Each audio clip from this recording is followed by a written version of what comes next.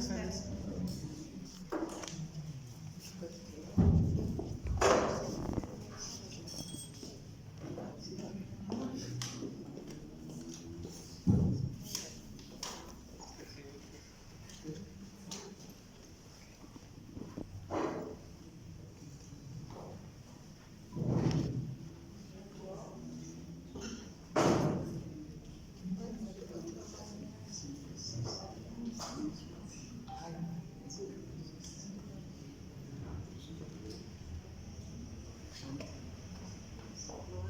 El crecimiento debe elegirse una y otra vez.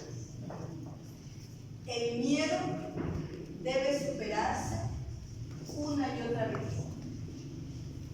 El músico debe de hacer música. El artista debe de pintar. El poeta debe de escribir. Lo importante es estar en paz consigo mismo. Lo que un hombre puede hacer, debe ser. Como el maestro, que hoy en día es maestro, músico, poeta y artista. Y en esta ocasión, en esta tarde, hemos reunido en una obra, en un libro de 86 páginas, a dos grandes maestros. A dos grandes maestros que vinieron a realizar una magnífica obra pragmática, sencilla, pero aún así. Humanismo en el horizonte de la trascendencia. Y este humanismo en el horizonte de la trascendencia, el cual es una aportación de nuestro querido Centro Regional de Educación Superior, Paulo Freire. El análisis y el debate del destino del hombre en nuestra época de crisis espiritual. Muy buenas tardes tengan todos ustedes, un placer saludarles. Me da muchísimo gusto recibirnos en este recinto tan hermoso, tan bonito que tenemos. Se encuentran con nosotros, todos ustedes son grandes personalidades.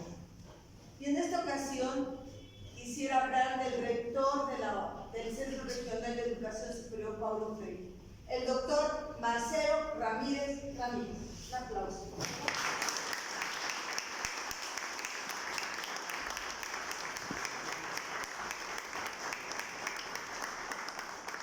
El vicerrector del Centro Regional de Educación Superior Paulo Freire, el doctor Juan Martínez.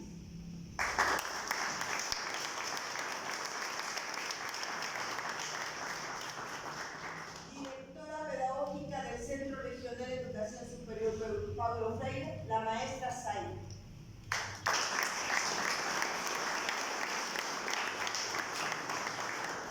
Uno de los autores del humanismo en el horizonte de la trascendencia, el doctor Ernesto Barra, por situaciones ajenas a él, no puede estar en esta tarde. Van a presentar su libro. En primer lugar, decía que aquí había equidad de género, pero vamos a darle la oportunidad a esta bella dama, Isabel Cristina León, que es psicóloga, terapeuta holística y docente. Es egresada del doctorado en Ciencias Neuronales de la Universidad Veracruzana. Un aplauso para ella.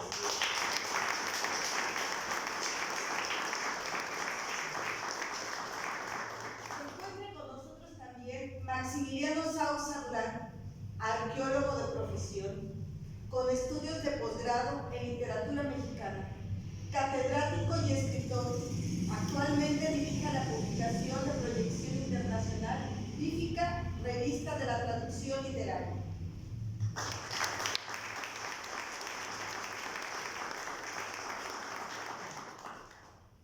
Un gran lector, Víctor Manuel Vázquez Reyes, editor y director del sello Bibliomanía Ediciones, cuenta con estudios en ciencias políticas de administración pública, ha colaborado en el servicio público de los distintos niveles de gobierno.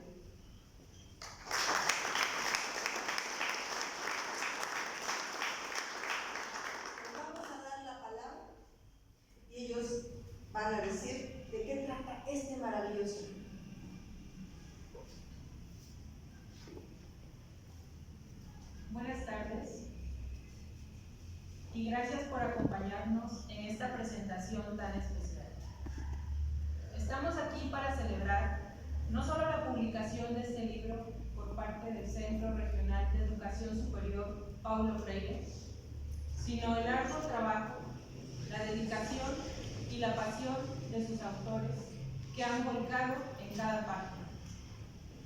A ustedes, queridos autores, nuestro más profundo reconocimiento por su valentía intelectual, por atreverse a explorar ideas, compartir conocimientos y contribuir al diálogo académico y cultural que tanto necesitamos. La obra de los maestros Ernesto Barra Biznado y Marcelo Ramírez Ramírez trasciende las páginas impresas para convertirse en puente de encuentro entre mentes curiosas y corazones inquietos por el saber. A todos ustedes, estimados asistentes, gracias por estar aquí, por su tiempo, por su interés genuino y por ser parte activa de esta comunidad lectora que da vida y sentido a los libros. Sin lectores como ustedes, las palabras permanecerían mudas. Con su presencia cobran voz y se transforman en conversación, en reflexión compartida, en el inicio de nuevas ideas. Que esta tarde sea el comienzo de muchas conversaciones enriquecedoras que este libro seguramente inspirará. Iniciaré mencionando, para tener un contexto más claro, al maestro Ernesto Barra, que cita a Mancha Rodríguez y describe como humanista a cualquier doctrina que afirme la dignidad humana, enfatizando la autonomía, la libertad y la capacidad de transformación del ser humano. Los capítulos del libro Humanismo en el horizonte de la trascendencia son variados y cada uno contiene una propuesta a detenernos y pensar, ya sea en el impacto que han generado pensadores como Nietzsche o Sartre, el antropocentrismo marxista, también sobre Víctor Frank, y el de buscar un propósito elevado ante el vacío de la existencia. El libro es un análisis general que va de lo histórico a lo actual, de Aristóteles a la modernidad líquida y la inteligencia artificial. Su lectura nos permite reflexionar sobre el amplio tema que es el humanismo, a través del tiempo. Entre los capítulos que aborda el maestro Marcelo, me gustaría hacer énfasis en el apartado Inmanencia o Trascendencia, donde me surge una gran cantidad de preguntas. ¿Es necesario retomar la espiritualidad como una reapropiación de la identidad? ¿Dónde está el espíritu divino en el hombre actual? ¿Por qué no lo sentimos como parte de nosotros? ¿Es necesario volverlo viral? ¿Necesitamos coaches que nos enseñen cómo aproximarnos a Dios en 30 segundos? En esta modernidad, la gran mayoría de los seres humanos vivimos disociados de la conciencia de nuestra naturaleza espiritual. Sentir el espíritu en nosotros mismos puede ser complicado ante las adversidades de la vida cotidiana. Sin embargo, unidos en la colectividad, bajo la propuesta humanista, podremos encontrarnos con nuestro prójimo, procurando la convivencia sostenida por el amor, gozo, paz, paciencia, benignidad, bondad, fe, mansedumbre y templanza. ¿Cuál es el beneficio de vivir en conexión espiritual? Estudios longitudinales realizados desde el enfoque de la psicología experimental y la neurología han explorado el efecto de la oración, la meditación y visualización de escenarios esperanzadores en poblaciones activamente espirituales. Esto es, que realizan algún tipo de práctica religiosa por lo menos una vez al mes y han encontrado que ese estilo de vida reduce hasta en un 22% el riesgo de depresión producida por la incertidumbre inherente a la vida. Otros estudios han revelado que tener altos niveles, tanto de espiritualidad como de religiosidad, están asociados con mejor calidad de vida psicológica, social, ambiental e incluso una respuesta inmunológica más fuerte. Un ejemplo más es el citado por el maestro Barra Misnado en su ensayo, donde indica que la relevancia del humanismo bíblico radica en su capacidad para motivar la promoción de una auténtica democracia en naciones y comunidades cristianas que son más amorosas, inclusivas y equitativas, como se observa en los países nórdicos. Los beneficios personales y colectivos reafirman la importancia del humanismo que va más allá de lo terrenal. Tengo la certeza de que al llegar al final de esta presentación habremos compartido algo más que un simple intercambio de ideas. Este libro, Humanismo en el horizonte de la trascendencia, nos ha recordado que en un mundo cada vez más fragmentado, la búsqueda de sentido y la dignidad humana siguen siendo los hilos que nos conectan como especie. A los autores, gracias por ofrecernos esta invitación a la reflexión profunda, por recordarnos que la trascendencia no está en lugares lejanos, sino en nuestra capacidad de elevarnos por encima de lo inmediato para abrazar lo esencial. Tengo la esperanza de que las reflexiones aquí compartidas continúen germinando en cada uno de nosotros, que este diálogo se extienda más allá de estas paredes y que de alguna manera contribuya a esa tarea permanente y colectiva de construir un mundo más humano. Muchas gracias.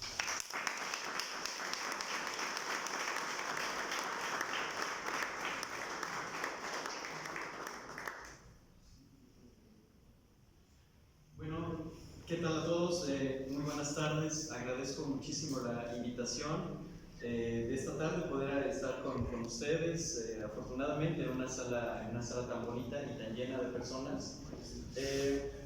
Cuando Víctor me invitó a presentar el humanismo en el horizonte de la trascendencia, lo primero que yo pensé fue, ¿qué voy a decir yo? ¿No? Es decir, soy arqueólogo y le juego a ser escritor y yo me considero humanista, ¿no? Porque pues, estudié en una unidad de humanidades y he dado clases de sociología, de antropología, de literatura.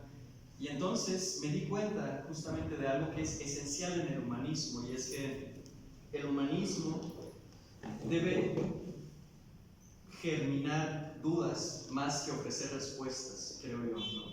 Entonces creo que algo que hace este libro es justamente tambalear un poco el tapete.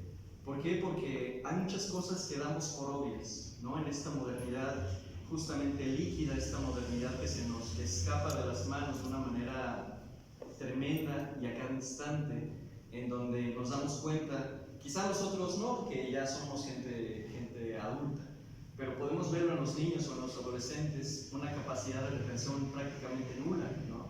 O sea, los niños están en TikTok, en Twitter, en lo que sea, y ya incluso aceleran los videos que duran menos de un minuto. ¿Por qué? Eso es algo que a mí como docente me ha causado mucha inquietud.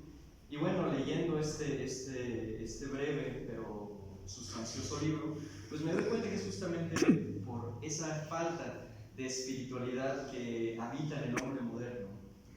En ese sentido, a mí me gustaría mencionar que, bueno, pues no soy filósofo y mis lecturas de filosofía han sido cosas más bien de curiosidad, ¿no? Es decir, que soy alguien curioso que se ha adentrado en el mundo de la filosofía de manera fortuita.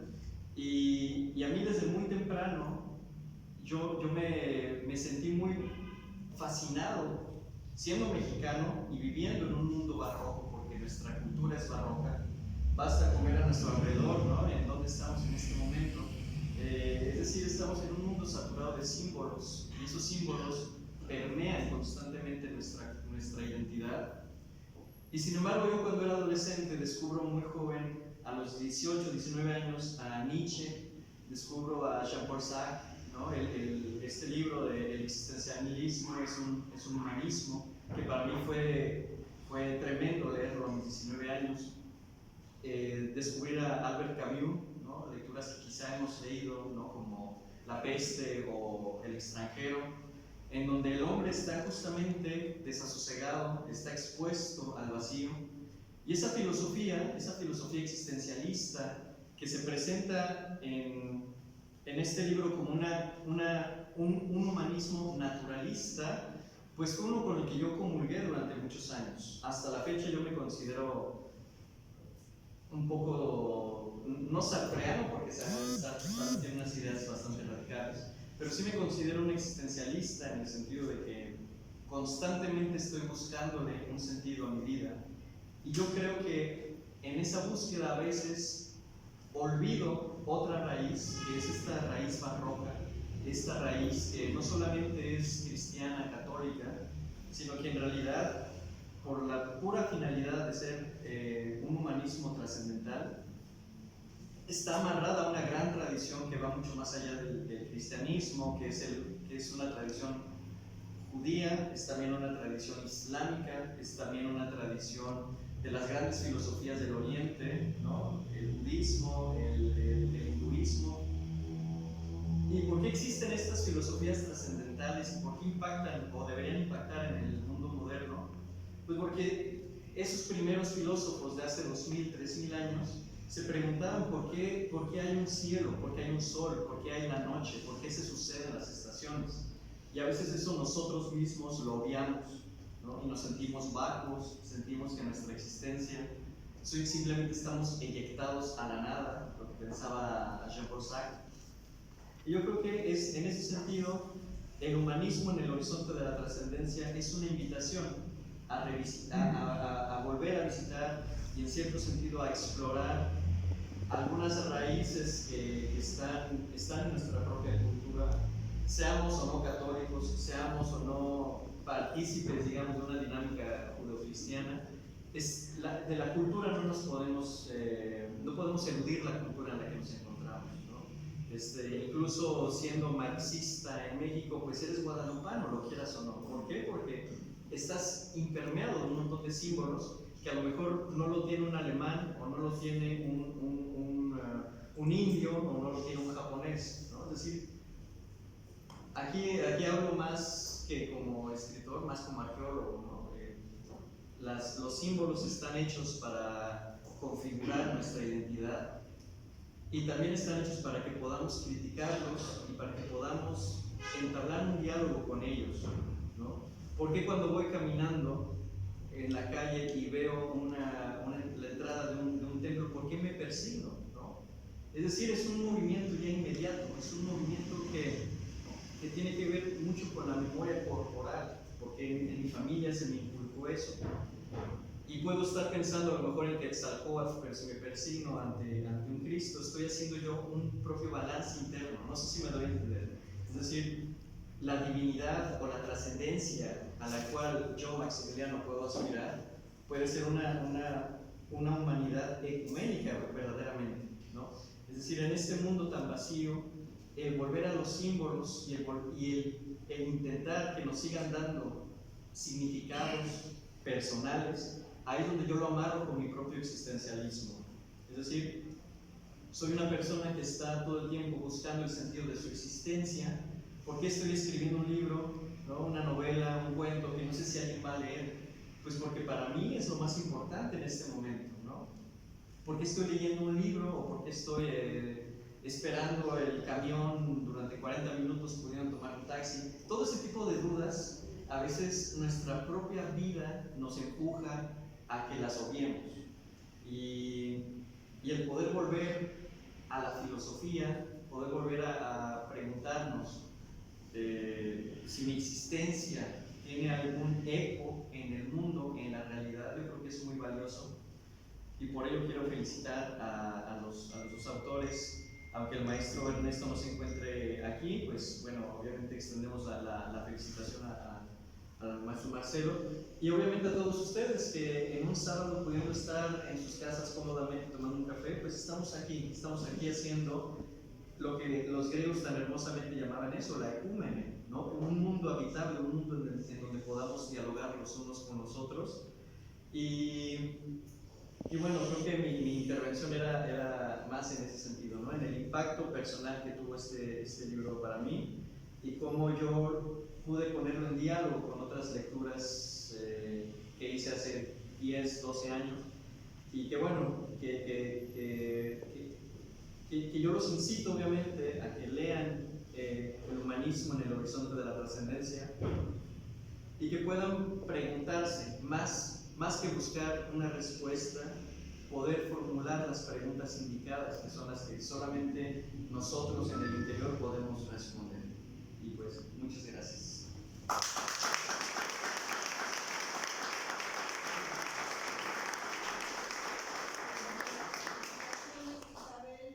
Lo decía desde un punto de vista como terapeuta holística y Maximiliano como arqueólogo. Vamos a escuchar a Víctor Manuel Vázquez Reyes, que viene desde una postura de ciencias políticas, administración pública, que es su formación. Vamos a escuchar su punto de vista porque también se le entiende. Muchas gracias. La verdad, escribí esto porque hay tantos puntos que surgen a partir de la lectura del libro que realmente se puede uno llevar horas en un diálogo que difícilmente va a llevar una parte concreta si no tratamos de acotarlo un poco como lo hicieron aquí mis compañeros en la mesa. Así que escribí este par de cuartillas. Dice: buenas tardes, auditorio, agradezco su asistencia y espero que la presente intervención sirva como aliciente para leer los ensayos que se presentan en el libro que hoy nos reúne aquí. El conjunto de esfuerzos, tanto del Centro Regional de Educación Superior Paulo Freire, como el de los autores Ernesto Barra Biznal y Marcelo Ramírez Ramírez, construyen, más allá de un libro interesante, un diálogo ciudadano importantísimo, invitando a reflexionar y proponiendo un camino hacia un bienestar personal y colectivo. Ambos autores predican con el ejemplo, y algo que valora en demasía es la congruencia entre el decir y el hacer. Ambos son ejemplos de que el humanismo no solo se plasma en papel, sino que se vive y se es muestra de ello en las acciones cotidianas. El libro Humanismo en el horizonte de la trascendencia que hoy presentamos pretende ahondar sobre la vigencia del humanismo. Si este concepto, y cito, aún podía considerarse un bastión para defender a los seres humanos de los peligros que amenazan el corazón mismo de la civilización, el centro desde donde irradian los valores que dan sentido a la vida de comunidades y personas. Cierro cita. Y sí, yo así lo considero, y no solamente eso, sino que lo considero como la alternativa más viable y urgente de fomentar e implementar en la actualidad. Postura que podrá parecer radical, no obstante, no hay una solución concreta que no lo sea. Ambos autores hacen énfasis en un humanismo específico, el humanismo de la trascendencia, que lo nombra el maestro Marcelo, y humanismo cristocéntrico, el maestro Ernesto. En el corto pero sustancioso texto del maestro Ernesto, el autor fundamenta los puntos elementales que sustentan la fe cristiana y de los grandes beneficios de este. Nos insta a retomar los valores propuestos por el cristianismo, estilo de vida que será gratificante para quien tenga el valor de decidirse por él y asumir la práctica de sus preceptos. Este enfoque, vuelvo a citar, nos recuerda la importancia de valorar a las personas con amor, empatía y solidaridad como pilares fundamentales para una sociedad más justa. El otro ensayo, a cargo del maestro Marcelo, desde su título invita a hacer frente a la imposición de lo inmediato y fugaz, a ejercer nuestro derecho de detenernos y reflexionar. Meditación sobre humanismo. Espero se permitan la oportunidad de leerlo con esa atención que propone la misma palabra, meditación. El ensayo se desglosa en numerosos apartados con reflexiones muy concisas, donde se aborda de manera general la estructura alrededor de la inmanencia o la trascendencia del ser humano, las implicaciones de estos conceptos y el fundamento de la necesidad de retomar la práctica de los valores tradicionales en la sociedad. El presente texto nos acerca a entender de forma general lo que representa el humanismo o la ausencia del mismo en diversos escenarios y contextos como el mundo globalizado y líquido. Es un llamado a contener y revertir la crisis en la que vivimos, a reconsiderar nuestra humanidad y sus alcances, contrarrestar la despersonalización, la superficialidad, la inmediatez y demás problemas del sistema capitalista postmoderno, hiperdigitalizado, inteligencia artificial dominado en el que vivimos y que rápidamente nos consume en cuerpo y alma. Antes de concluir, quisiera realizar una pregunta al autor que nos acompaña y enviar otra al maestro Ernesto. Hace unos días platicábamos y comentaba acerca de los cambios que se han generado en el tiempo que abarca su vida. ¿Podría mencionar algunos puntos que considera relevantes y cuál sería alguna propuesta concreta para hacerles frente, maestro?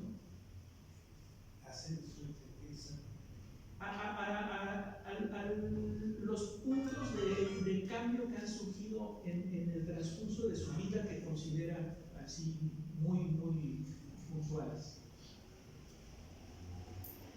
Termino de leerlo y al maestro Ernesto el por qué considera que la ética hebreo-cristiana promueve un estilo de vida alejado de la religiosidad.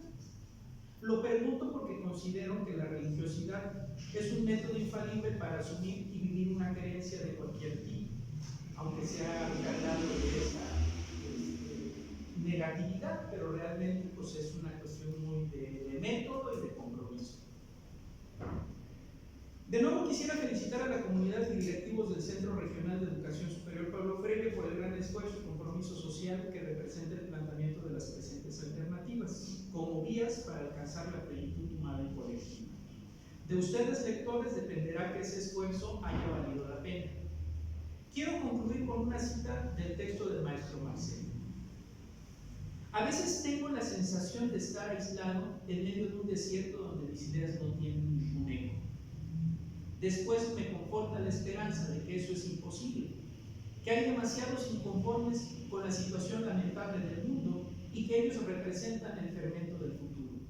Para ellos escribo en la certeza de que sus ideas y sus voces darán más fuerza, hondura y claridad al tema del humanismo del que se ocupa mi meditación.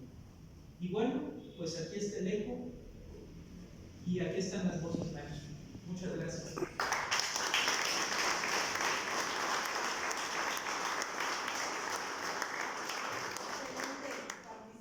De los tres ponentes, de Isabel, Maximiliano y Víctor Manuel. Les pregunto a los presentes si alguien tiene alguna duda.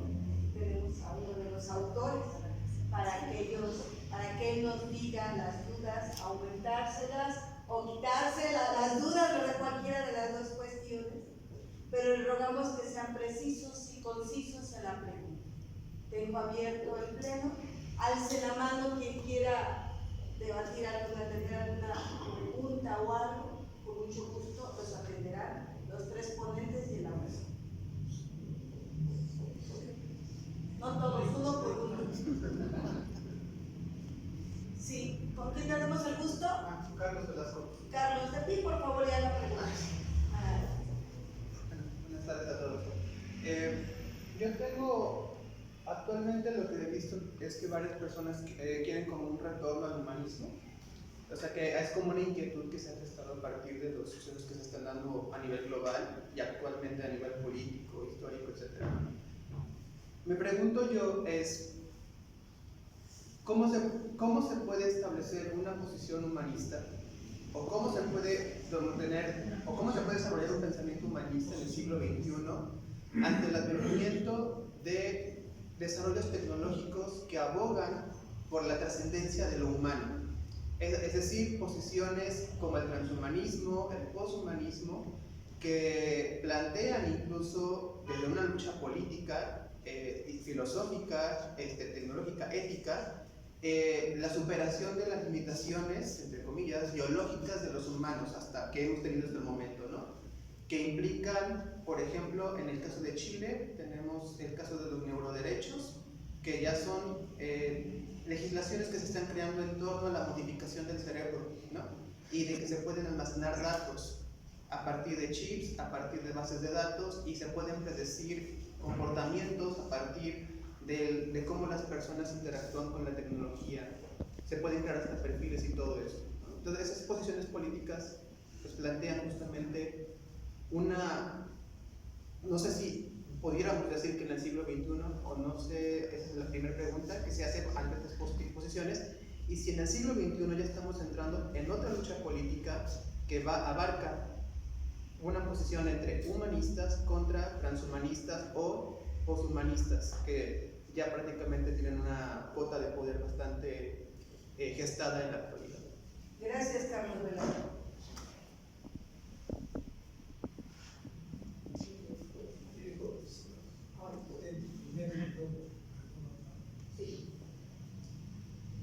Bueno, me complace mucho intentar una respuesta a los planteamientos que me han hecho tanto el maestro Víctor como el joven. Yo creo que ambos representan inquietudes que están en el ambiente. Vivimos una época de efervescencia ideológica, pero marcada por un gran desconcierto. Y yo creo que hay que partir de ahí para entender la gravedad del diagnóstico sobre la enfermedad que está acosando a la civilización actual. Quiero contextualizar de la forma más breve posible la primera pregunta que me hizo el maestro Víctor Vázquez. Y esto es necesario porque esta pregunta se da en un contexto vital, en un contexto histórico, en un contexto de desmoronamiento radical de todas las certidumbres de las que hemos vivido. Este contexto, para mí, puedo decir que entiendo muy bien la afirmación de que el existencialismo, por ejemplo, o el marxismo, fueron sendas respuestas a esa necesidad interior del ser humano de buscar algo más que la satisfacción de las necesidades inmediatas. Y se le dio el nombre de humanismo tanto al existencialismo ateo, lo cual para mí es una tremenda confusión y una contradicción más tremenda aún, y al marxismo. ¿Por qué se les pudo dar el nombre de humanismo? Porque ambas posiciones entrañan una preocupación por el bienestar del hombre, pero en ambas hay una reducción terrible de lo que son estas necesidades humanas. Para mí el humanismo es un llamado a recordar que hay una vocación del ser humano, no del ser humano abstracto, sino de cada uno de nosotros. Hay una vocación esencial que no se satisface, ni se llena, ni se cumple en el mundo de las apariencias, en el mundo de la satisfacción de los deseos, de los instintos. Hay una confusión terrible en eso, y primero hay que despejarla. No se trata de negar el instinto, porque el hombre es una criatura, es un organismo, y está atado al instinto, está atado a las necesidades básicas de comer, de obtener seguridad, de buscar el alimento y buscar la satisfacción y asegurar a sus seres queridos la tranquilidad y el bienestar. Pero pensar que eso es toda la existencia humana, ese es el error de los humanismos de la inmanencia, de los humanismos que piensan que trascender es ir más allá en un horizonte que no nos eleva hacia el infinito, sino que nos mantiene en el mundo histórico, en el plano del tiempo, el tiempo horizontal. Esta es una concepción eminentemente pagana que hoy está retornando en el mundo actual. No estamos descubriendo nada.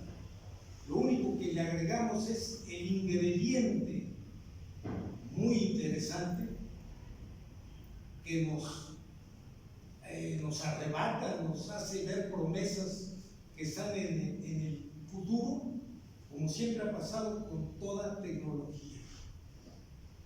Estamos reviviendo esta trascendencia horizontal, la propuesta de Cicerón y de todos los paganos. Él decía: no hagan estatuas de piedra que se rompen, trasciendan hacia los demás para que las generaciones futuras lo recuerden por sus obras, por sus aportaciones que benefician la felicidad. Y es cierto esto, este es el núcleo, la parte de verdad que tiene este humanismo de la trascendencia, válgase la contradicción, en el tiempo finito. Trascender dentro de la historia, dejar una huella de nosotros para que nos recuerden. Es válido, es legítimo, pero no es suficiente, porque la aspiración del ser humano, como decía uno de los que han analizado hoy esta pequeña obra, va más allá. El hombre es un animal simbólico porque siempre ha buscado algo más allá del mundo visible y de las apariencias.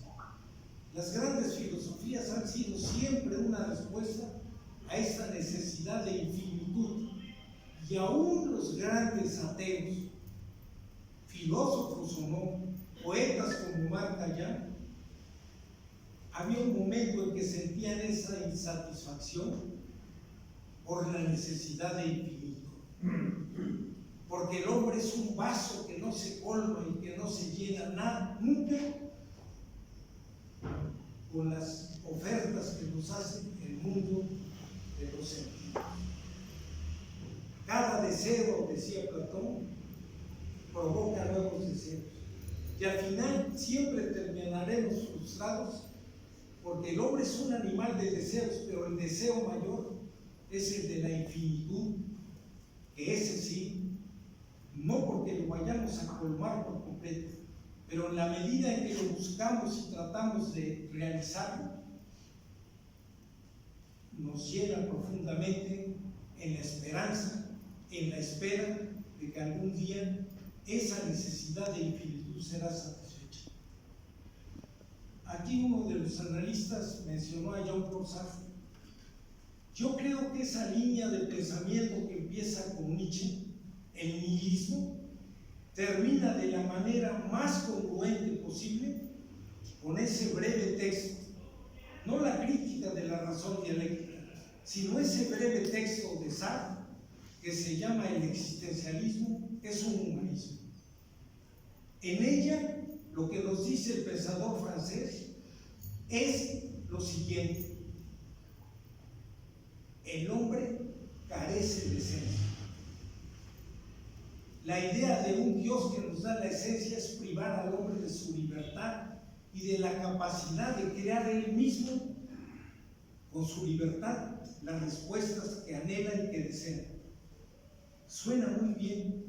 El hombre es un creador de valores, dice Sartre, y suena muy bien, pero esto es imposible de realizar.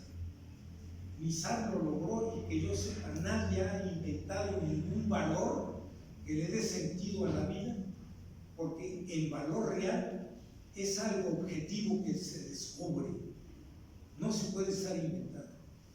Y si lo inventáramos, o los que presentan inventar, el desenlace es el subjetivismo más terrible que puede haber. Cada conciencia crearía sus propios valores, porque ahí está la contradicción mayor. Para Jean-Paul Sartre, cada quien es creador de valores, supuestamente. Y entonces, en esta creación de valores, realmente, ¿cuál es el criterio para decidir quién es el que los ha creado verdaderamente? estamos en lo que el mismo Sartre llamaba el vacío. El nihilismo es el reto mayor que solo puede desembocar. Y no lo digo con sentido de espectacularidad, pero la conciencia nihilista no puede terminar más que en la superficialidad y el engaño, y si es radical, en la locura. Y el ejemplo es el mismo Nietzsche. También se habló de psicología. Bueno, pues el reto mayor para una inteligencia finita es darle respuesta a preguntas que no se pueden resolver en el terreno, en el mundo de la inmanencia en el que nos ha condenado a vivir la época moderna. No vemos más allá de las necesidades del instinto. Creemos que progresar, que avanzar, que mejorar es lograr la satisfacción de todos nuestros apetitos y todos nuestros deseos terrenales. Y aunque hay algo legítimo en esto, porque somos seres de deseos, no es suficiente, porque los deseos que se satisfacen, repito, nos arraigan en la dependencia en lugar de liberarnos. No hay vida más sin sentido que a la de aquellos que han logrado resolver todas estas carencias materiales y al final se sienten vacíos. Y como se habló de psicología, yo quisiera decir aquí que no solamente es la psicología de raíz freudiana, completamente atea, hija del siglo XIX, sino la psicología espiritual la que ha podido dar una respuesta, si no totalmente satisfactoria, sí motivante, y es la tercera escuela de Viena, con Viktor Frankl. Él mostró que las frustraciones tienen una raíz más profunda que el simple fracaso de la vida material. Están en el fracaso de nuestra vida espiritual, de no habernos encontrado en nuestro centro íntimo, en nuestro centro profundo, y no encontrar nuestra referencia al absoluto verdadero, que no es una idea del ser, ni es una doctrina, ni es una teoría. No hay nada más concreto que la aspiración a un infinito, que no es abstracto, sino personal. Es un Dios personal que nos responde, al cual se le puede orar. El poder de la oración es ese. No hablamos a una entidad metafísica, abstracta, lejana, remota. Hablamos a un ser personal. Eso ya es teología y no quiero aventurarme más en este terreno. Pero a eso nos lleva esta tensión interior de buscarnos hacia la búsqueda de alguien que nos escuche. Y yo ahí remitiría también, no a un pensador cristiano, yo me asumo como cristiano, pero creo que la coincidencia fundamental es con todos aquellos que piensan que la existencia humana se realiza en el horizonte de la trascendencia, no de una trascendencia histórica, que no es más que la secularización de la idea de la trascendencia verdadera y auténtica, que siempre es hacia arriba. Voy a terminar en la respuesta, ya se está alargando a mi querido amigo, el maestro Víctor. Estaba yo recordando cuando él hizo el planteamiento, un texto que leí hace mucho tiempo de un pensador español, que simpatizaba mucho con el existencialismo, con esa parte de verdad que tiene el existencialismo, y que es la preocupación por la existencia concreta, la existencia de cada uno de nosotros. Eso es válido. Él decía, muy bien, me han dicho que en el futuro, en las doctrinas marxistas, otras formas de trascendencia histórica, la humanidad va a vivir bien. Ahora se va a llegar a lo que estaba diciendo el joven, un transhumanismo, algo que va más allá. Sí, todo eso está bien, pero ¿qué pasa conmigo? ¿Qué pasa con mi alma? ¿Qué pasa con mis angustias? Las mías, las que yo tengo aquí y ahora. ¿Qué pasa con eso? Eso no lo puede resolver ninguna doctrina abstracta, ningún símbolo. Esa requiere una respuesta personal, esa requiere una respuesta radical. Encontrar nuestra esencia y su realización en el contexto de nuestra vida inmediata, en lo que somos como padres, como abuelos, como hijos, como hermanos, como ciudadanos. Se pregunta qué vamos a hacer en el mundo urbanizado. Intento abordar la segunda pregunta. ¿Qué vamos a hacer en el mundo que nos habla del cristianismo y ir más allá del humanismo? Yo creo que lo mismo que debemos intentar siempre, encontrarnos primero a nosotros mismos para desbordarnos y entregarnos a una tarea que dé sentido a nuestras vidas. Cuando perseguimos la realización personal, centrados en nosotros mismos de manera egoísta, eso no es humanismo. Dar limosnas, ayudas, no hay nada de humanismo en eso. El humanismo es ese trascender a los demás, como dice Paul Ricoeur, viendo en mi prójimo a otro yo, borrando la alteridad, borrando las barreras que separan, que desunen y que confrontan, eliminando el egoísmo y todas las taras que tenemos que proceden de nuestro oscuro origen animal, como dice Taylor, porque el espíritu no está ahí como un añadido, sino para interpenetrar todas las potencias con vigor moral y espiritual. El espíritu penetra todas las potencias de la carne y las eleva. La criatura humana no es un añadido de espíritu y cuerpo. Ese dualismo es platónico, no es cristiano, ni es de un humanismo auténtico de la persona humana. La persona humana es una totalidad viviente, concreta, entregada a una tarea aquí y ahora que le ha sido señalada y que cada quien debe de asumir. Voy a terminar ya, para no cansarlos. Hay un pensador que dijo una expresión, no solo por la expresión afortunada, sino porque es profundamente cierto. La civilización moderna tiene un hueco donde debería estar el corazón. Eso dijo un pensador árabe, Akbar Ahmed.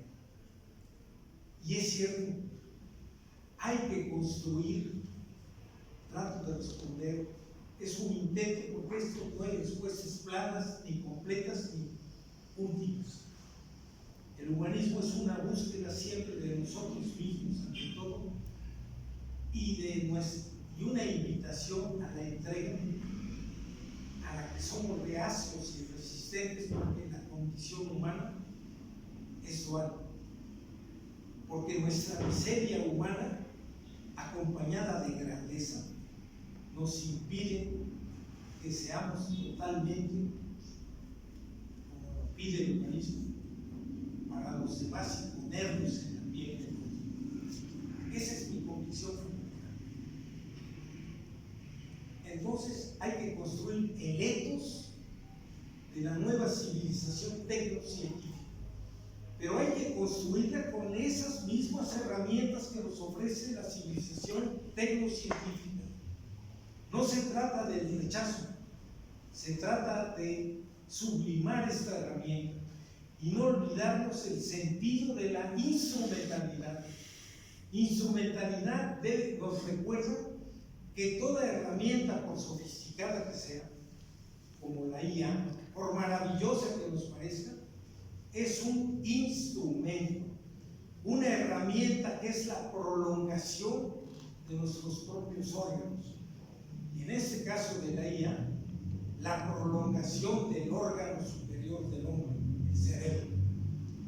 Si declinamos nuestra libertad, nuestra soberanía para autogobernarnos, para hacer uso responsable de nuestra libertad, entonces la IA no solamente justificará la existencia humana, sino que nos esclavizaremos a ella, por comodidad y por renuncia.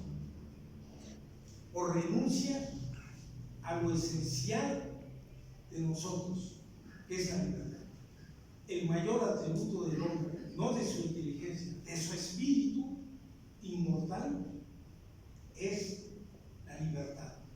Y esta libertad es creadora, no como lo quiere pensar. Lo digo no por mí ni por refutar a un gran pensador, porque lo terrible de los grandes pensadores es que cuando se equivocan también nos entregan grandes errores.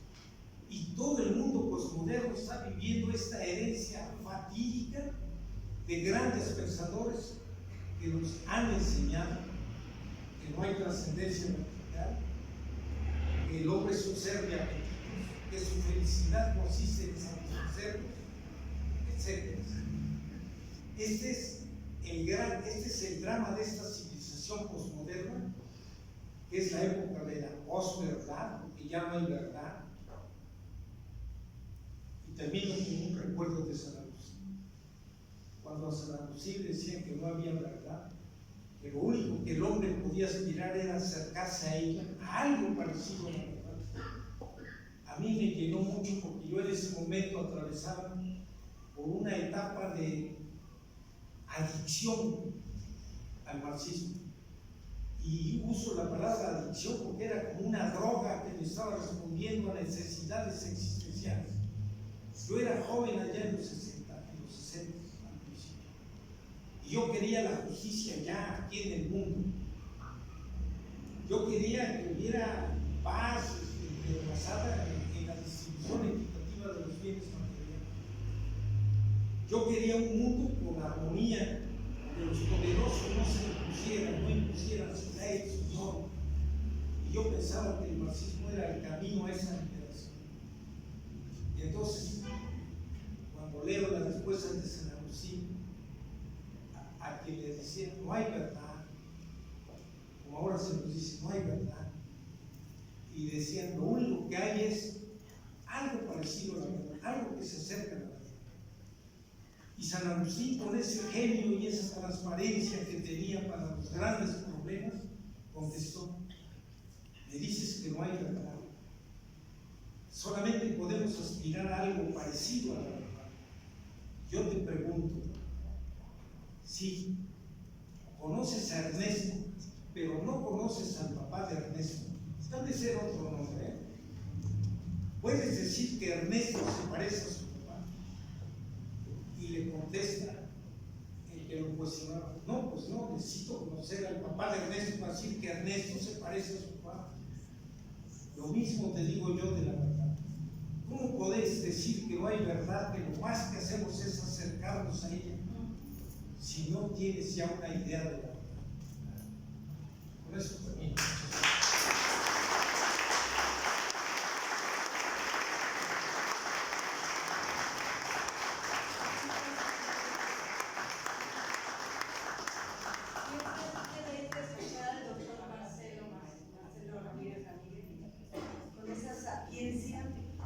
Como nos decía él, nada más concreto que el poder del infinito. Y estamos siempre en búsqueda de algo más. ¿Alguna otra pregunta? Sí. ¿Con quién tenemos el gusto? Felipe Jacqui. Felipe. Yo quisiera preguntarle al maestro sobre la política. Él fue político, fue el secretario general del PRI, ahí tuve el gusto de colaborar con él un tiempo, fue diputado local, fue diputado federal. Preguntarte, maestro, todos conocemos su trayectoria de una persona humanista, de una persona filosófica, de una persona con humanismo. ¿Cómo pudiste conciliar esa forma de vida y esa forma de pensamiento con muchas prácticas insanas que sabemos que se dan en el mundo de la política? ¿Hubo algún momento en que tú te sentiste incómodo con el actuar de tus compañeros del PRI en ese entonces, que te hiciera pensar que deberías salir de ese medio? ¿O pudiste salir adelante con tus convicciones, con tus pensamientos, con tu comportamiento. Gracias, Felipe. Bueno, miren, esa pregunta es difícil y al mismo tiempo fácil de responder. Es difícil porque si hay un mundo lleno de contradicciones y de apetitos, es difícil convivir en medio de ellos sin contaminarse, sin hacer concesiones indebidas. Ese es el amor. Pero yo tenía, cuando yo ingresé al PRI, el partido hegemónico en la política nacional, yo tenía la convicción, alimentada en parte por ideas como las que provenían de doctrinas como el marxismo, de que la política era la gran solucionadora de los problemas del ser humano. Y sigo creyendo que la política es indispensable para construir un mundo mejor, siempre y cuando esté permeada por valores esenciales que hagan que el político, como persona, sea capaz de orientar su acción con verdadero propósito de beneficio común. Por eso me encanta la teoría aristotélico-tomista del bien común. Pero ahora voy a contestar más personalmente tu pregunta, Felipe. La verdad de la política es que es tal el dominio que en ella hay de los intereses inmediatos de los grupos y de las personas como tales, que hay momentos en que se vuelve casi imposible realizar un propósito de beneficio colectivo. Siempre se está privilegiando los intereses de grupos, de facciones y de personas. Pero eso es lo que hay. Dentro de eso yo creo que el político siempre encuentra un margen de libertad y de acción para hacer lo mejor que pueda. No es lo deseable. Si hay algo que puede definir a la política, es que la política es el mundo de lo posible, no de lo ideal, ni mucho menos, ni de lo deseable siquiera, sino de lo posible. Y en cada circunstancia que tiene buena fe, puede realizar algo que si él no estuviera ahí, no se haría. Esa es la única justificación que tengo para mi inclusión en la política. Y desde luego que tuve momentos difíciles. Voy a decir algo porque fue público en su momento y creo que puedo decir. Cuando se votó la ley indígena, todos los diputados, aún los de oposición, estaban de acuerdo en su aprobación. Era la reforma que mandó Vicente Fox, un pseudopanista que estaba muy lejos de los ideales del fundador de la doctrina panista, don Manuel Gómez Morín. Y entonces, cuando esa ley llegó y se discutió, yo me había formado con un hombre que sí era indigenista y que sí creía en el rescate del indígena para integrarlos a la vida de la nación, con todas las deficiencias que pueda haber, darles derecho de ciudadanía plena. Yo estaba convencido de que podían lograrse avances, pero la reforma que mandó Fox no avanzaba 1 milímetro de lo que ya se había logrado desde la época de Lázaro Cárdenas. El reconocimiento de la lengua, de las lenguas, el reconocimiento de los usos y costumbres, en fin, el reconocimiento de la diversidad étnica y cultural del país. No agregaba nada. Y eso que reconocía era de forma muy limitada y terminó volviendo a un esquema mucho más simple y estrecho que el del indigenismo de Estado. Era una manera de ayudar a los indígenas como un grupo vulnerable del que se tomaban en cuenta sus necesidades nada más para adornar la acción del gobierno. Y yo dije, yo no puedo votar por eso. Mis compañeros me pidieron, y debo de reconocer aquí públicamente que fueron respetuosos, y lo único que me pidieron es que yo hablara al final, cuando me opusiera a esa ley. Y yo simplemente dije, ¿por qué no votaba por un acto de congruencia? No porque mi voto pudiera evitar que se aprobara la ley, porque esa ya nada más era la ratificación de los congresos locales. Ustedes saben que el procedimiento se aprueba en el Congreso Federal y después los congresos de los estados ratifican. Era un trámite, ya nada más, un mero trámite. Pero se trataba de congruencia. Y esa fue una de las últimas tensiones que tuve. Agradezco, yo estaba dispuesto, si era necesario, a renunciar, pero no fue necesario. Me trataron bien y pude pasar ese último. Y fue después de terminar como diputado local que decidí ya no volver a participar. Pero no porque crea yo en la ineficacia total de la política. Repito, la política es una manera de servicio y de ayudar.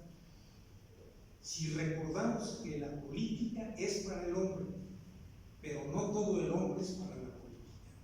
Y aquí es bueno recordar esto porque cuando uno se entrega a la política, no se entrega totalmente. Uno pone a salvo sus derechos personales de aspirar a otras cosas que no son ni el poder, ni la imagen, ni el reconocimiento de los demás, ni nada de esas tonterías que agostan y hacen que la gente se frustre cuando no las consigue.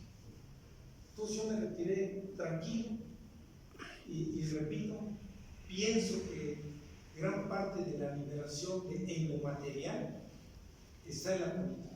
Pero que si la política está impregnada de valores morales superiores, en cada político será una mejor política. Eso es lo que... Gracias. La pregunta, el señor de cuadritos y después la de lentes, perdón que los dirija así, ustedes me dicen ahorita su nombre. Sí, por favor. ¿Con quién tenemos el gusto? Su nombre, por favor. Sí, Alfredo, mi hermano. Marcelo, el humanismo nace con el Renacimiento y la Ilustración. Otros tiempos, otras circunstancias, mucho muy diferentes. Nietzsche, con el nihilismo, tuvo una visión bastante especial respecto a este concepto. Sartre igual. Y en la medida en que las circunstancias van cambiando, de todos modos, el antropocentrismo sigue siendo la médula esencial del humanismo. ¿Cómo pudiera haber un cambio esencial, definitivo, en el humanismo con el transcurso de las modificaciones de los tiempos y de las circunstancias?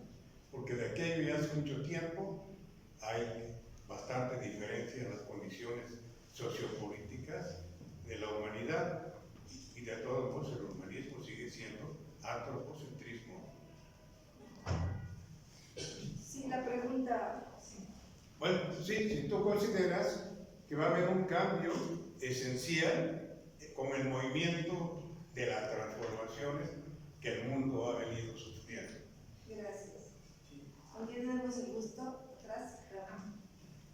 Buenas tardes a todos. Buenas tardes, maestro. Judith Arce. Yo solamente referenciando al señor Jaquín, es que el maestro Marcelo Ramírez es uno de los pocos políticos intelectuales, no solamente de Veracruz, del país. Y esto es lo que tendríamos que fomentar en los nuevos jóvenes políticos, que el maestro Marcelo sea una referencia de congruencia en la vida política. Gracias.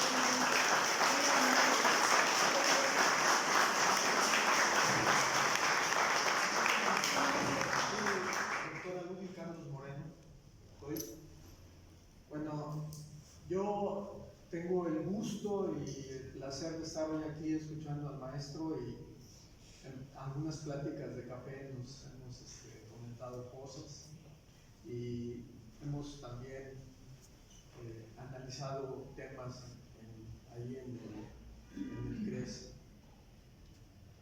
Maestro, primero, antes que nada, de verdad, felicitarlo por esa luz que tiene, ¿sí? Es una luz la que lo alumbra cuando transmite el conocimiento. Y esto trasciende porque yo como maestro, ¿no? 42 años de docencia en diferentes niveles educativos. Creo que algo importante aquí es esto que dijo y que está en el libro, en sus libros. Esto de la trascendencia, en algún momento en una plática hace poquito le decía yo, como que es un punto nodal la inmanencia y la trascendencia, ¿no? Y yo le preguntaba en esa ocasión al maestro, ¿cómo podemos trascender verdaderamente, ¿no? Y hoy lo acaba de explicar de manera sapiensal, ¿no? Es decir, con una sapiencia increíble.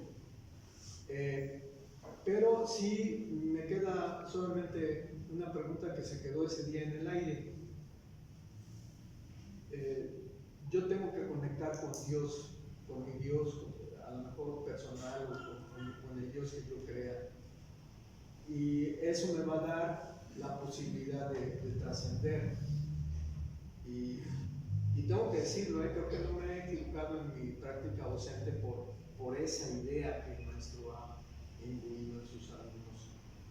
Y yo le decía algo que creo que es importante, el temor de Dios.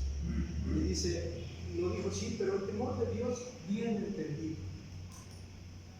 No ese temor de miedo, ¿no? El temor de Dios bien entendido.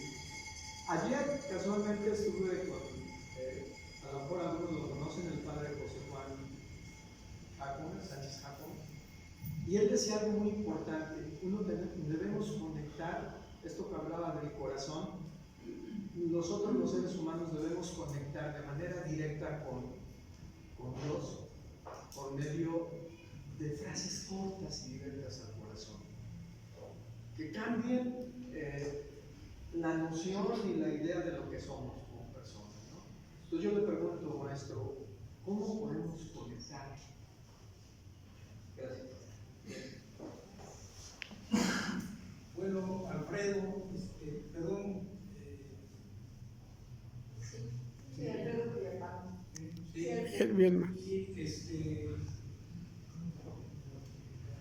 El humanismo, yo creo que hay que, te agradezco que hayas recordado el momento del Renacimiento. Ahí ya vemos dos expresiones y dos sentidos del humanismo.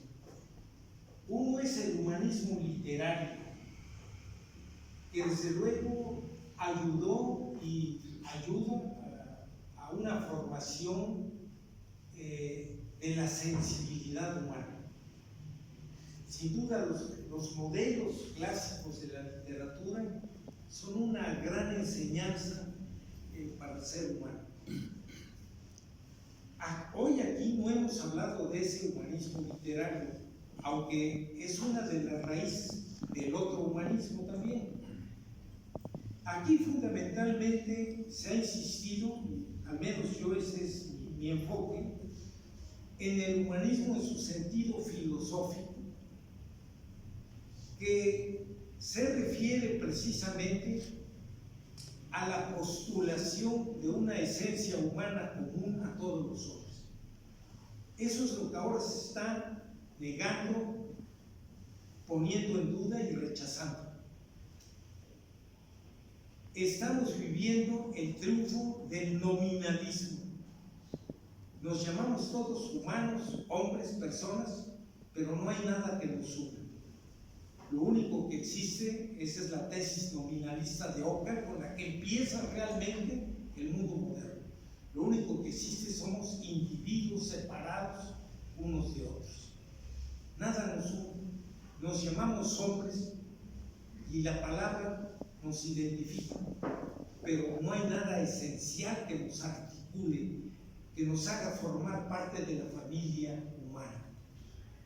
Entonces, la gran verdad del humanismo que yo creo que debemos de mantener viva es que hay una esencia que nos habla, que no nos llamamos hombres gratuitamente, que estamos unidos en el origen y en el fin. Estamos unidos en el origen de la creación y en el fin de la creación. Estamos unidos en un plan que a veces no comprendemos. Esa totalidad de la que muchos hablan, eso sí lo han mantenido, pero se han olvidado que esa totalidad y ese sentido del mundo, del universo como totalidad, se debe a que hay un creador que hizo el universo con un plan, con un sentido. Sin eso, todo es absurdo. Entonces, Alfredo, yo creo que este humanismo por el que abogamos no es, como digo en el texto, en el breve texto, no es un uso de revivir doctrinas rebasadas por la dinámica histórica, sino que son verdades esenciales que o aceptamos o rechazamos. Optar por el humanismo es una decisión radical que tomamos en el interior de nuestra conciencia. Es una verdad que asumimos con todo el compromiso que ella implica. Vivir egoístamente para nosotros, para el mundo, o vivir esencialmente en la verdad que nos une. Fíjense que es nuevamente, recuerdo a este pensador judío del que les hablaba hace un momento, en ¿Qué es el hombre? Y en otras obras, Martin Buber dice que la opción fundamental es vivir en el mundo y para el mundo exclusivamente, o vivir en el mundo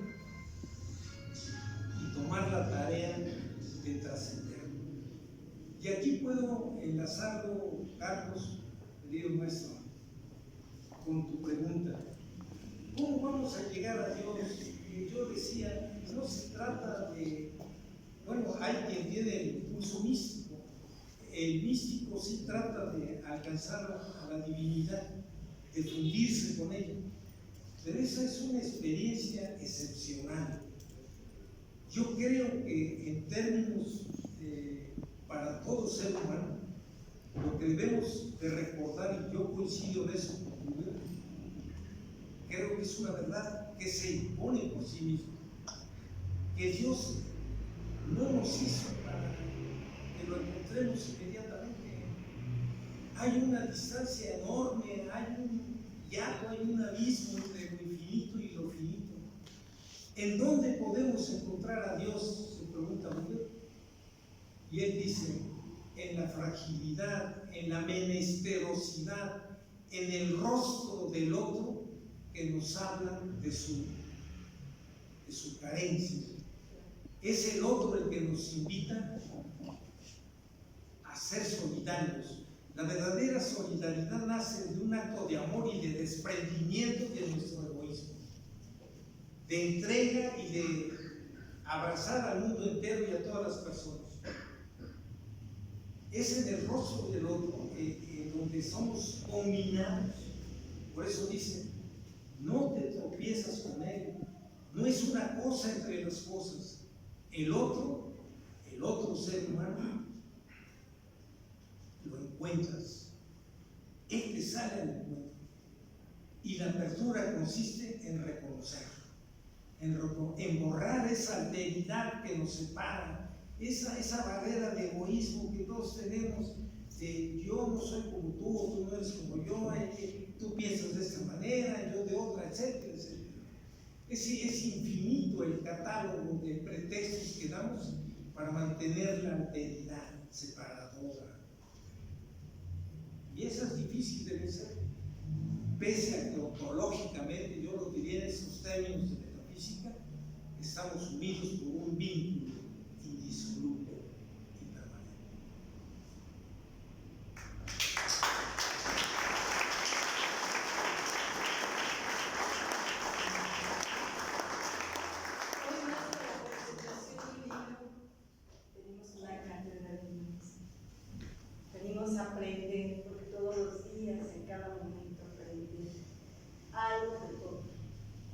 ¿Alguna otra pregunta? Si no, para...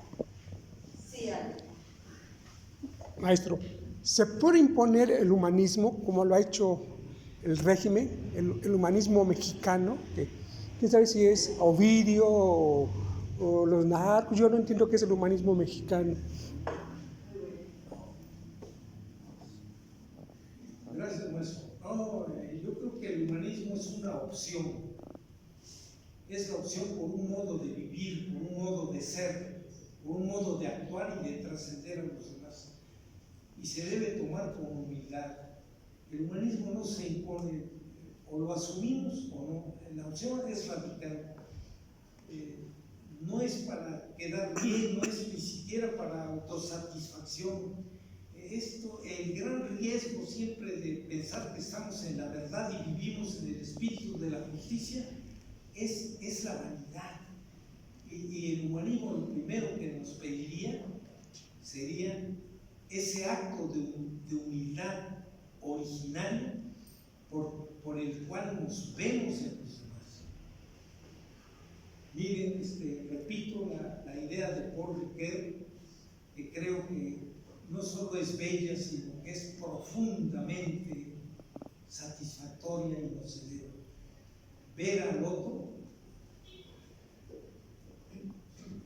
no como otro, sino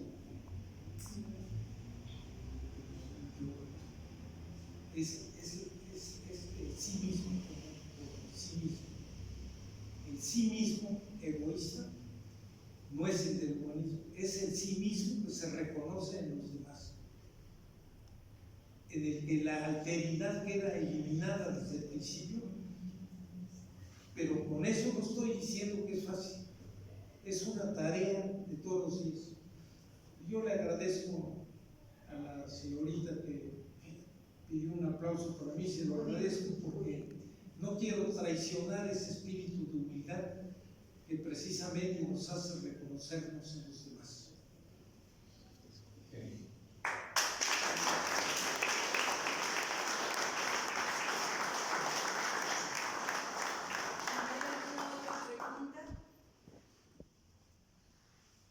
Sí, maestro Felipe. Sí, perdón por el abuso. Y de nuevo otra vez con la política. Maestro, los programas sociales, las políticas públicas de los programas sociales del PRI, del PAN, de Morena,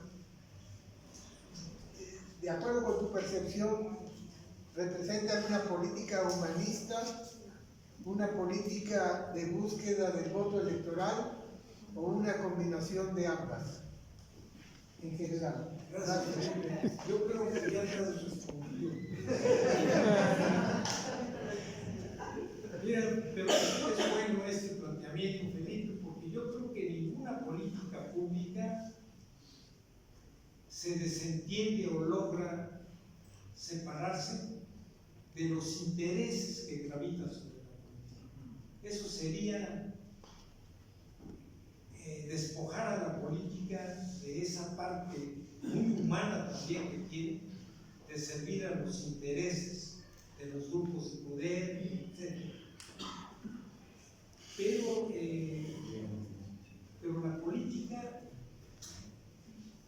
es necesaria. Y siempre hay desde siempre ha habido, y eso es lo que creo yo que debe de intentarse con el quehacer político, es que ella cumpla ciertos objetivos sociales, satisfacer las demandas de una vida digna, porque yo he hablado del humanismo y no quiero dar la impresión de que se puede perseguir la felicidad y el bien humano olvidándonos de las necesidades inmediatas de las familias, del pueblo.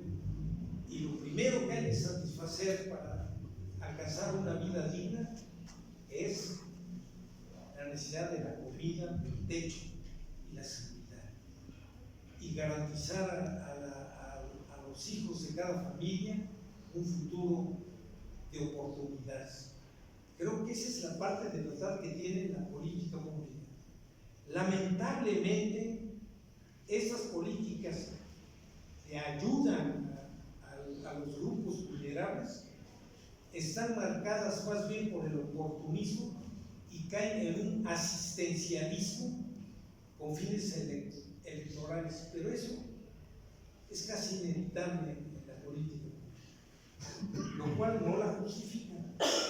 Creo yo que lo que debe avanzarse es hacia un sistema de apoyo a la sociedad en el que se haga corresponsables a los que reciben un beneficio, porque la sociedad no debe de dar tampoco a través del gobierno, finalmente son recursos de toda la sociedad, no debe de disponer con facilidad de recursos públicos para beneficiar a un partido o a un grupo o a un candidato. Y siendo imposible de evitar, creo que hay que buscar que la política responda, repito, al bien común, no al bien de ningún partido ni del gobierno, y tratar de trascender el asistencialismo, porque eso hace más dependiente a la gente. Y bueno, somos los causantes de lo que luego se queja en política, de que la gente cambia de partido por oportunismo y se pone todas las camisetas, porque a eso le enseñaron. Eso le hemos enseñado los políticos a los electores. Hay una parte de verdad legítima en esto, repito, ¿no? Siempre hay que matizar. Recuerdo ese dicho de los franceses de que la verdad está en los matices. No hay que irse a los... ¿Cuál es la parte de verdad? Pues que en una democracia, recuerden, se rige por la ley del mercado. Si un candidato le pide o un partido el voto a los ciudadanos, es a cambio de algo. Y eso que ofrecen debe cumplir. No siempre lo cumplen y luego ofrecen cosas que son pura mentira, a sabiendas de que no van a cumplir. Entonces, eso es lo que hay que ir depurando en nuestra política, pero repito, no es fácil, ni soy un idealista en materia política. Ahí soy un realista moderado que cree que la política es necesaria, pero que debemos alentar al hombre a que no entregue su alma entera a la política. Eso es entregar el alma. Gracias, maestro.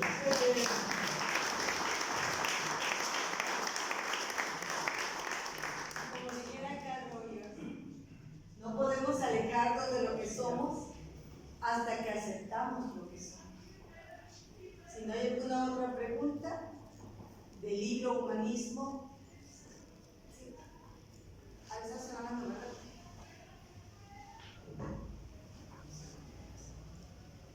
Buenas tardes, respetable. Por principio, pues felicito al maestro Marcelo, siempre brillante. Toda su vida ha sido brillante. Y me honra mucho decir que hace exactamente, maestro, 25 años, un agosto como ahora, le entregué a usted un borrador de algo que yo había escrito. Como una semana después, usted me hizo el favor de hablarme y recuerdo que hablaba y sonreía. Nunca le he platicado esto. Hoy voy a abusar de la bondad del público. Que dije, algo no bueno se avecina porque el maestro me está hablando y se está riendo. Sin embargo, ya entrando en materia, me dijo: me gusta su borrador, doctor. Tan me gusta que le anexé un prólogo. Ojalá y usted haga el libro. Han pasado 25 años y yo digo, y lo he dicho públicamente, que lo poco que soy se lo debo a usted. Aunque usted no me lo crea, como también me lo ha repetido, ciertamente. Pero yo estoy muy agradecido con usted y muy agradecido con su distinguida esposa Sarita, que me abrigaron en aquellos tiempos cuando pues casi se puede decir venía enfermo después de la talacha que me dio el gobierno federal en el movimiento de Chiapas. Quiero decir que tiene usted, maestro, brillantes expositores. Me gustó mucho la exposición que hicieron ellos. No porque yo conozca de filosofía, probablemente es de lo que menos conozca, pero ese es el mérito de ustedes precisamente, que yo sin conocer filosofía les entendí muy bien el mensaje que nos hicieron el favor de darnos. Infortunadamente a mí me afectó mucho, eso no lo he dado a conocer, la pandemia, porque pues además de estar encerrado 2 años, en virtud de ello fallecieron mis 4 hermanos y eso como que me deprimió un poquito. Y hay enfermedades que no las cura ningún doctor, solamente el tiempo las cura. Gracias a Dios ya nos sentimos bien y precisamente en este agosto reingreso nuevamente y formalmente al gobierno y además voy a continuar escribiendo. Después de aquel libro, maestro, pues vino Oneida y otros relatos, crónicas del papá, y así fui acumulando 8 libros, que bendito sea Dios, y con los sanos consejos y con esa tesitura especial que tiene usted para enseñar, me han abierto las puertas varias universidades, y eso lejos de la presunción, pero también sin falsas modestias, me impulsa a seguir escribiendo. Muchas gracias, mi estimado maestro, y muchas gracias, Sarita. Les ruego por favor un cariñoso aplauso para ambos.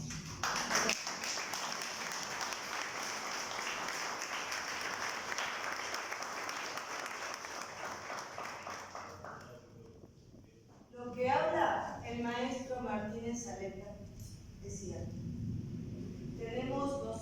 Estamos trascendiendo dentro de la historia. Por eso el Centro Regional de Educación Superior Paulo Freire siempre apoya, impulsa a que todos los catedráticos, todos los alumnos pasen. Aquí se encuentra con nosotros la doctora Oliva y la maestra Pilar. Un aplauso para ellos.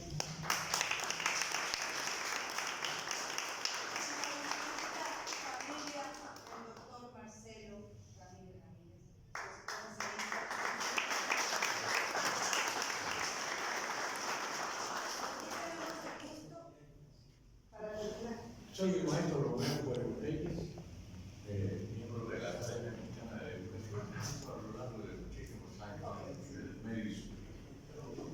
Ese es mi media hora.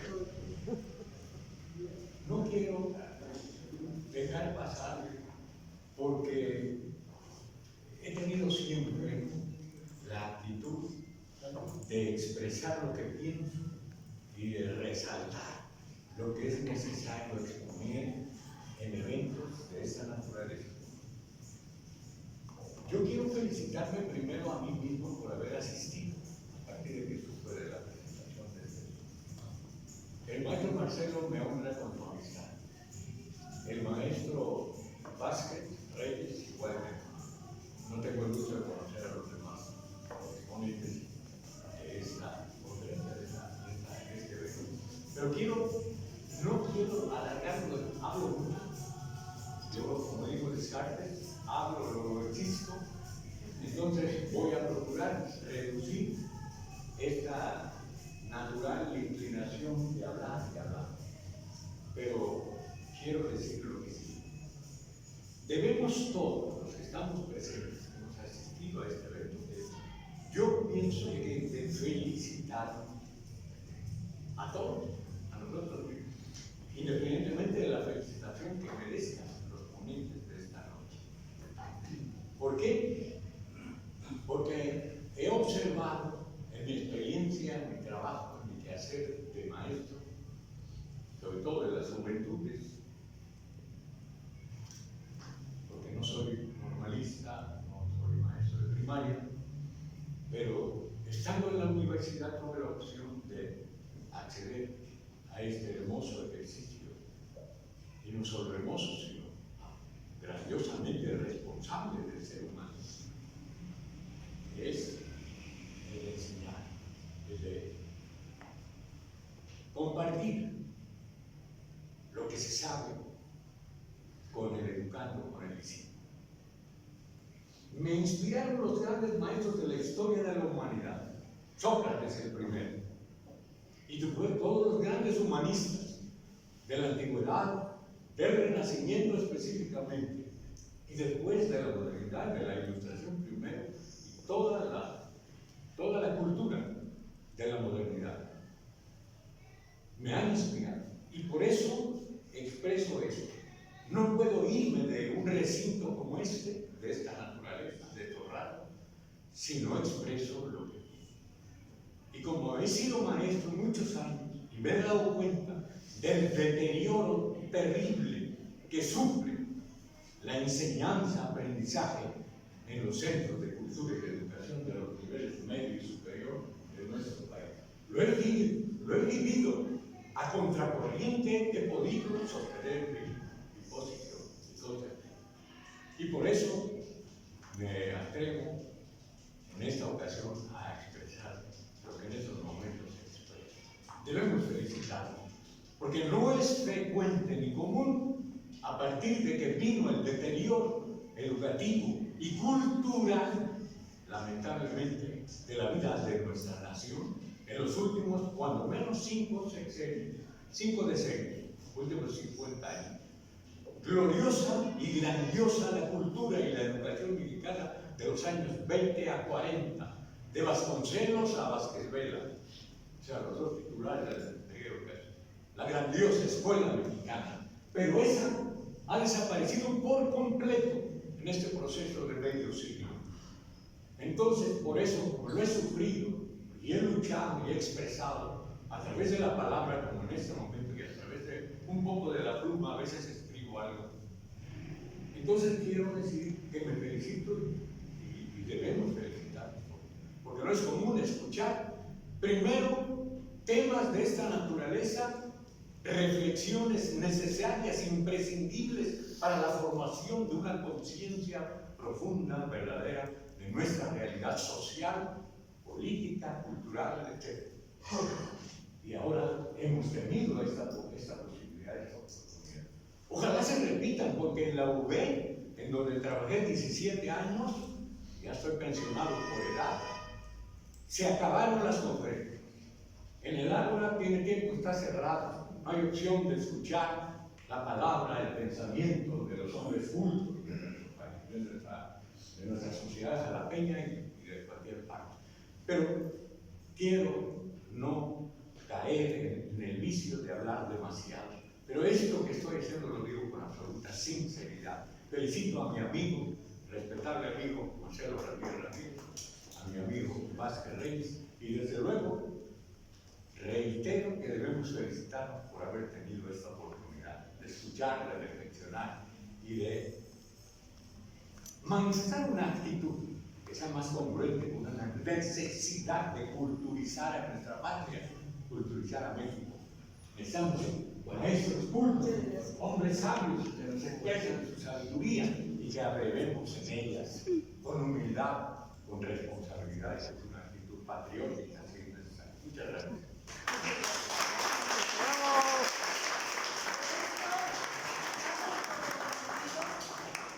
La presentación del libro Humanismo en el horizonte de la trascendencia.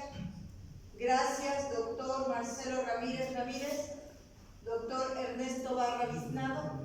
Gracias al Centro Regional de Educación Superior Paulo Freire. Pero sobre todo, gracias a Isabel, Maximiliano, Víctor y a cada uno de ustedes que tuvieron la oportunidad, que nos dieron su espacio, su tiempo de estar en estos momentos con nosotros, 9 de agosto del 2025.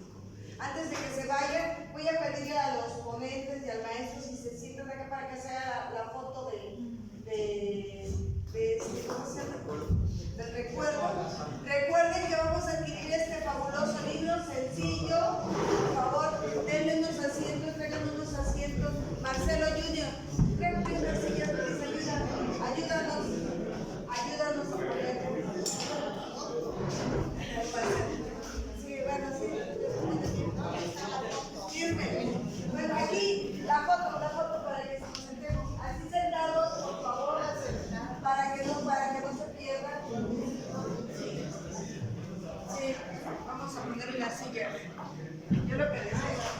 Al revés. Así. Al revés. Así. Aquí, por favor.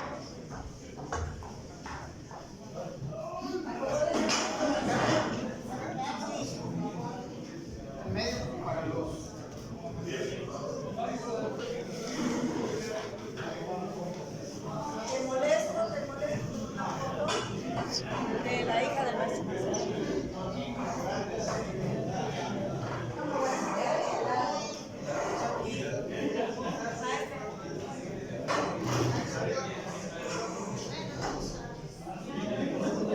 Ahora sí como los niños, y recuerden que soy maestra, acomódense por favor, organícense, vámonos a poner acomódense que tratemos de ver todos, una foto.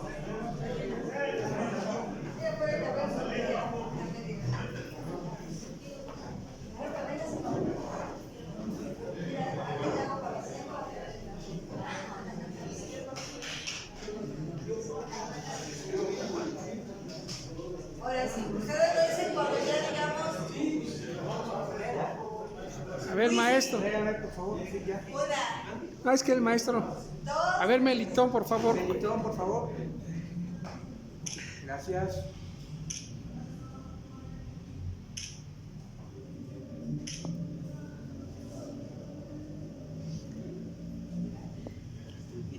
Sí. Gracias.